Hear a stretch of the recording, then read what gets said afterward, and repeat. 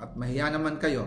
Matapos ilabas si dating Congressman Saldico ang mga video na nag-aakusa kina Pangulong Bongbong Marcos, dating House Speaker Martin Romualdez at iba pang matataas na opisyal, hamon ng Independent Commission for Infrastructure Kiko, tumistigo na siya sa komisyon. We've been inviting him, right? So the fact that we've been inviting him, we want to know his statements under oath before the commission.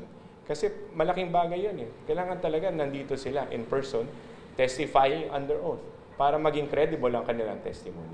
2 beses na ipinasabina ng ICI si dating Congressman Saldico, pinakahuli para noong November 11. Pero ayon sa ICI, hindi raw tinanggap ang sabina sa pinagdala nito. Pagdedesisyon na ng komisyon kung dudulog na sila sa Regional Trial Court para ipa-indirect contempt si Ko.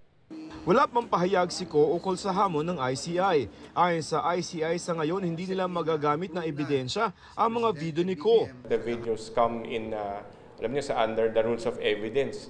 Pagka video yan, kailangan dyan untampered, di ba? Dire-diretso. Plus the fact that there's also a requirement under the rules of court, on rules of evidence, that the person taking that video should verify, in fact, validate this video. Harap dapat sa ICI si dating DPWH Undersecretary Roberto Bernardo. Sa halip, nagsumiti siya ng supplemental affidavit na kapareho ng ibinigay niya sa Senado.